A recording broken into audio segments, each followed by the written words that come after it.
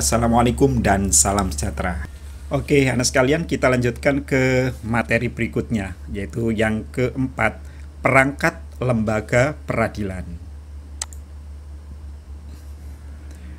Anak sekalian, untuk menjalankan tugas dan fungsinya di bidang kekuasaan kehakiman, setiap lembaga peradilan mempunyai alat kelengkapan atau perangkat. Pada bagian ini, kita akan diajak untuk mengidentifikasi perangkat dari lembaga peradilan tersebut. Nah, sebenarnya kalian sudah mengenalnya di materi penjelasan sebelumnya, anak sekalian. Dan inilah perangkat-perangkat lembaga peradilan di Indonesia. Yang pertama adalah peradilan umum. Nah, peradilan umum dibagi dua, yaitu pengadilan negeri atau biasanya disingkat PN, dan pengadilan tinggi yang biasa disebut atau disingkat dengan PT. Nah, apa ini anak sekalian? Yuk kita pelajari. Pengadilan negeri mempunyai daerah hukum yang meliputi wilayah kabupaten atau kota dan berkedudukan di ibu kota kabupaten. Anak sekalian, pengadilan negeri ini mengadili perkara-perkara hukum ya di bidang hukum umum ya anak sekalian pada tingkat pertama, atau singkatnya bisa disebut begini.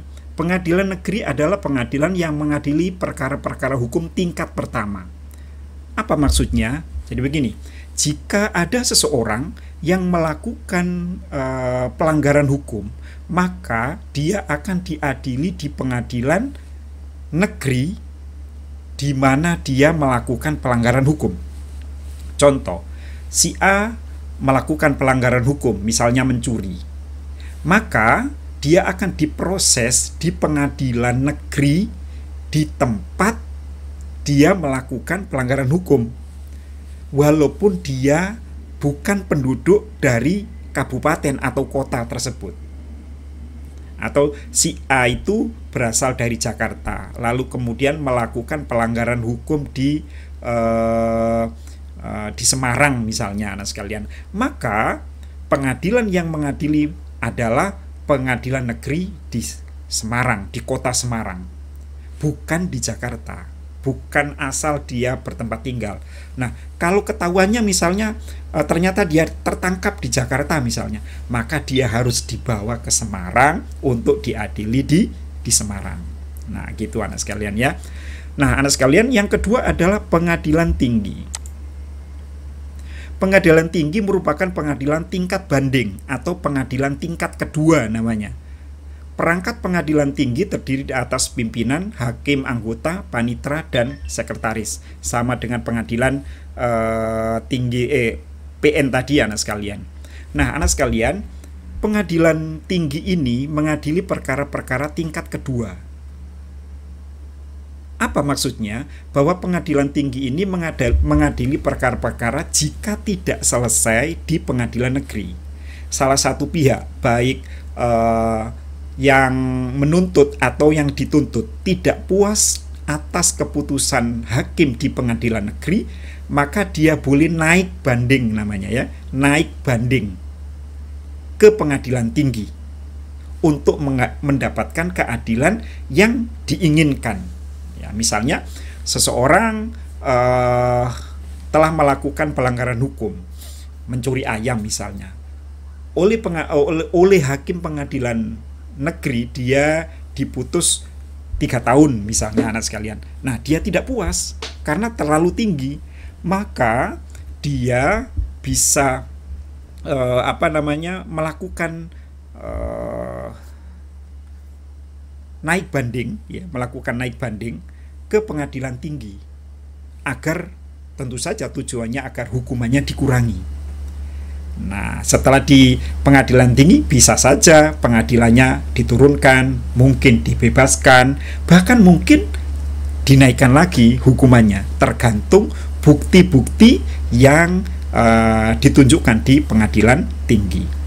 Nah, anak sekalian, jika tidak puas atas keputusan hakim pengadilan tinggi, maka orang tersebut bisa naik lagi ya, kasasi, yaitu ke Mahkamah Agung. Nah, begitu anak sekalian ya.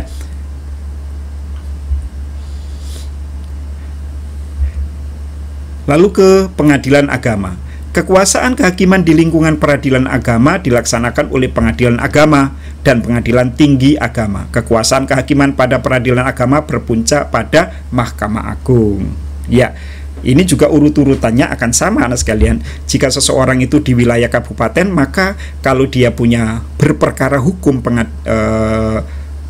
tentang keagamaan, misalnya menikah, cerai, hak asuh anak, warisan, ya, lalu kemudian ya dan lain-lain, maka dia di pengadilan agama.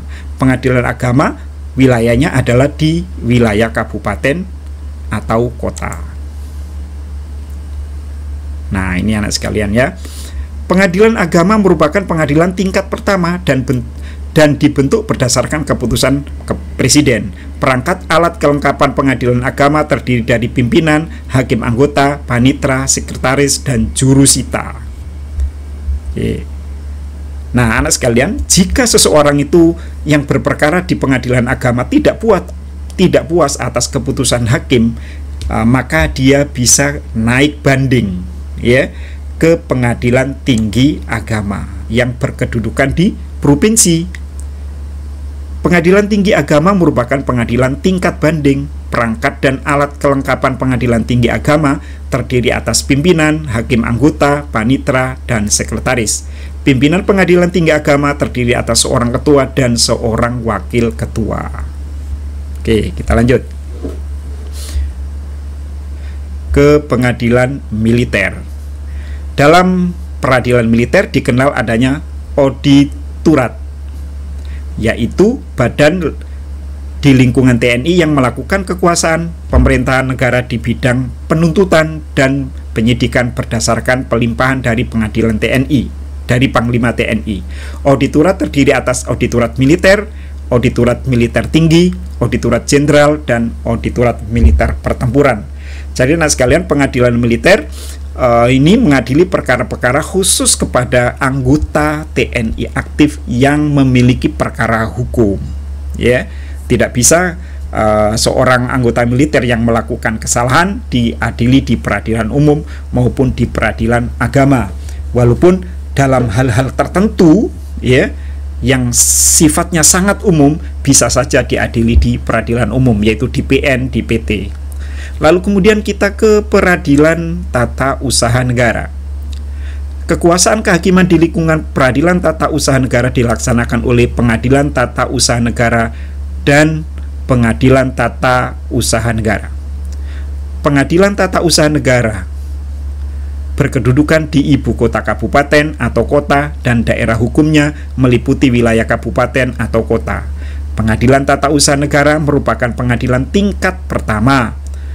Perangkat atau alat kelengkapan peradilan tata usaha negara di atas terdiri atas pimpinan, hakim anggota, panitra, sekretaris, dan jurusita.